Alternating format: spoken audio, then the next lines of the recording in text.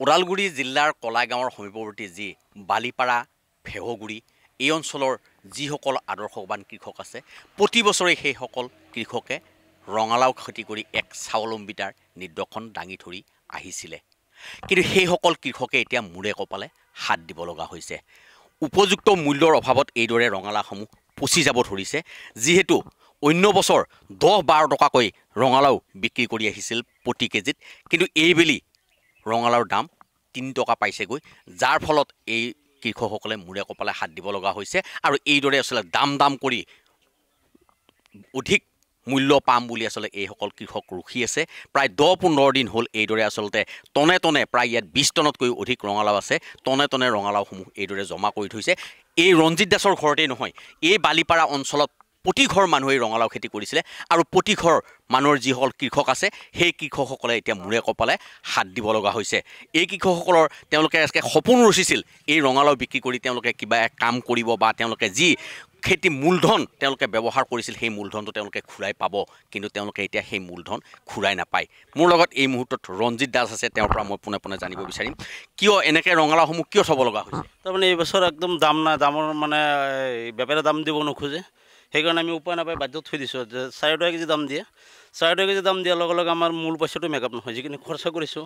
সাৰ ঔষধৰ দাম ধৰক বহুত বাঢ়িছে, কোনোবা জেগাত 3 টকাও দিয়া বুলি কৈছে। হয়, 3 টকাও দিছে মানুহে, 3 টকা দাম দিছে কোনো বেপাৰীয়ে। কিন্তু 3 টকা দিলে আমি 3 টকা মানে দিলে আধা পইচা নুঠে। যিটো ৰঙালাওটো এইটো পচি যাব ধৰিছে এতিয়া। হয় হয় হয়, বহুত পচি আছে। এতিয়া মই উঠাই পেলাইছোঁ এইখিনি, আৰু ইফালে পেলোৱা গৈছে, বহুত পেলোৱা গৈছে। 3-4 কুইণ্টেলমান পেলাইছোঁ। এতিয়া ধৰক আৰু মোটামুটি এতিয়া পচব আৰু 4-5 কুইণ্টেলমান পচবই। এনেকৈ ৰাখি থ'লে আপোনাৰ লাভ হ'ব নাই, পচি যাব। নাই, এতিয়া লাভ নহ'লে উপায় নাই। এতিয়া ধৰক 4 টকা কেজি দিলেতো বিক্ৰী কৰিলে পইচা আমি নাপাম, মূল পইচা ঘূৰাই নাপাম। আপুনি কেইবিঘা কৰিছিলে? মই 4 বিঘা কৰিছিলোঁ। ইয়াতে মোটামুটি ধৰক 12-14 টনমান মাল হ'ব। কিন্তু বিক্ৰী কৰিলে আপুনি? মই মাত্ৰ 20 কুইণ্টেল মাল, 2 টন মাল বিক্ৰী কৰিছোঁ। হয় হয়। সেইটো কিমান দামত বিক্ৰী কৰিছে? টকাতে পাইছিলোঁ, প্ৰথম ভাগতে দিছিলোঁ 7 টকা কৰি, তাৰপিছত আৰু বেপাৰী নাই। তাৰপিছত যোৱাবেলি আপোনালোকে ৰঙালাও বিক্ৰী কিমান দামত কৰিছে? আমি যোৱাবেলি 8 টকা কৰিছোঁ, তাৰ আগৰ বেলি আপোনাৰ 10 টকা, 8 টকা, 7 টকা ধৰক মানে পায়ে বজাৰ। কিন্তু যোৱা বছৰ বিক্ৰী কৰাৰ পিছত আকৌ দাম উঠি গৈছে, বজাৰ 16 টকা 20 টকালৈকে পাইছে যায়। কিন্তু এইবেলি আকৌ আপোনাৰ এতিয়া বেপাৰীয়ে মানে দামে নিদিয়ে, সেইকাৰণে আমাৰ মানে বিৰাট অসুবিধা হৈছে। এইবেলি কিমান আপুনি আৰু দাম কমাৰ সম্ভাৱনা আছে নেকি? আৰু কমাৰ সম্ভাৱনা নাই, মানে এইখিনিতে থাকিব বুলি এটা অনুমান কৰিছোঁ আমি। কিন্তু মালবিলাকতো পচি যাব। মালটো পচি যায়, লছ হৈ যাব। এই অঞ্চলত কিমান খেতিয়কে বহুত মোটামুটি 1000 বিঘামান হ'ব। বহুত কৃষক আছে, বহুতে কৰে 4-5 বিঘা 10 বিঘালৈকে কৰিছে এজন কৃষকে, এনেকুৱা বহুত মানে আছে। এতিয়া ধৰক আমাৰ ফেহগুৰি অঞ্চলৰ গোটেইখিনি বালিপাৰা অঞ্চলৰ আপটো খৰাবাৰীকলৈকে আছে। এইখিনিৰ ভিতৰত মানে কৃষকে বেছিভাগ, চাকৰিয়াল খুব কম, মানে খেতিৰ ওপৰতে নিৰ্ভৰ। কি কাৰণত এইবাৰ দামটো কমা বুলি ভাবে? সেইটোতো ধৰক আমি এতিয়া বেপাৰীয়ে কোৱা মতে আমৰ দাম বোলে কম, সেইকাৰণে আম দি কেনে যুঁজ বনাই আছে। সেইকাৰণে কলকাতাৰ মালটো টানা নাই, নাটানাৰ কাৰণে মানে দামটো মানে দিব নোখোজে আৰু এনেকুৱা হৈছে অৱস্থা। এবাৰ গাড়ী অহাই নাই মানে? গাড়ী আহিছে, কিন্তু কোনোবাই দিছে 4 টকা 3 টকাত দিছে। 3 টকাত বিক্ৰী কৰিছে প্ৰতি কেজিত। কিন্তু 3 টকা বিক্ৰী কৰিলে আপোনাৰ যিটো আমি খৰচা কৰিছোঁ, খৰচাৰ আধা দামে নুঠে, এনেকুৱা হৈছে অৱস্থা। আৰু এইবাৰ খৰাং বতৰৰ কাৰণে আপোনাৰ ফলটো বহুত কম হৈছে, ফলে নাই। যোৱা বছৰ যিটো ধৰক 40 কুইণ্টেল হ'ব লগা আছিলে, এইবাৰ 20 কুইণ্টেলমান 25 কুইণ্টেলমান হৈছে বিঘাই প্ৰতি। এতিয়া যদি আপুনি এইটো বিক্ৰী কৰিব নোৱাৰে কি? এতিয়া বিক্ৰী কৰিব নোৱাৰিলে আৰু এতিয়া উপায়তো নাই, কি কৰিম এতিয়া। চৰকাৰৰ ওচৰত কিবা এটা মানে আমি জনাব লাগিব আৰু আবেদন এটা জনাব লাগিব। কৃষি বিভাগে আপোনালোকক যে এই বিক্ৰী কৰাৰ ক্ষেত্ৰত কোনো ব্যৱস্থা গ্ৰহণ কৰা নাই? কৰা নাই, আজিলৈকে পোৱা নাই, তেওঁলোকে কোনো ব্যৱস্থা কৰা নাই। মোৰ লগত ৰঞ্জিত দাসৰ যি তেওঁৰ ভাতৃ আছে, তেওঁৰ পৰা মই পোনে পোনে জানিবলৈ চেষ্টা কৰিম। কি কৰিব এনেকৈ ৰঙালাও বিলাক? আপোনাৰ কিমান বিঘা আছিলে? মোৰ 2 বিঘা আছিলে।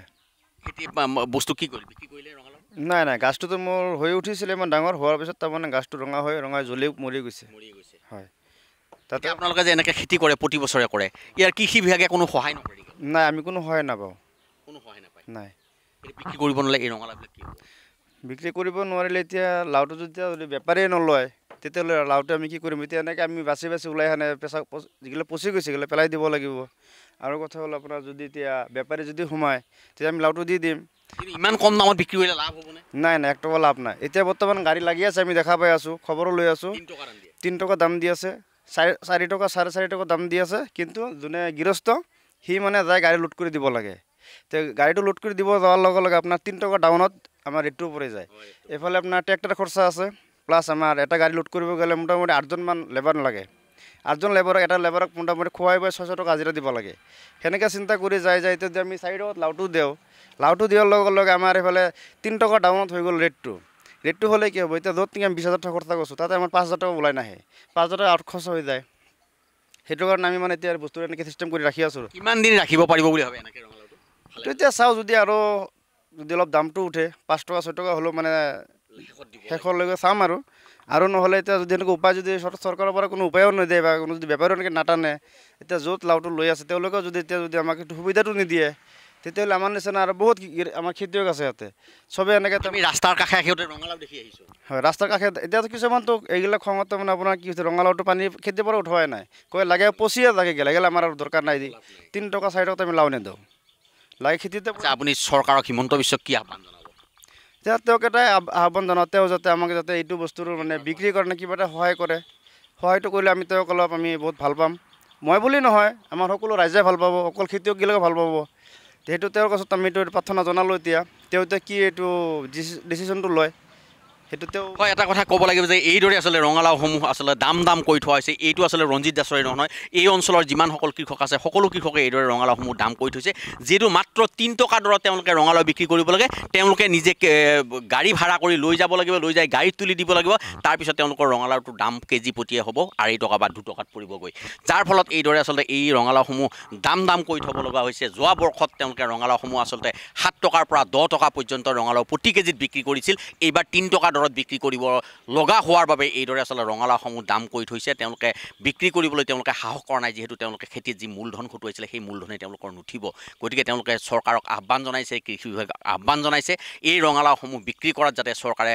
তৎপৰতা গ্ৰহণ কৰি সহায় কৰে তাকেই তেওঁলোকে আশা প্ৰকাশ কৰিছে আপুনি বিচৰা বাতৰি পাব কেৱল নিউজ 18 এপত নিউজ 18 এপ ডাউনলোড কৰিবলৈ স্ক্যান কৰক এই QR code Google Play Store to pabo a News 18 app.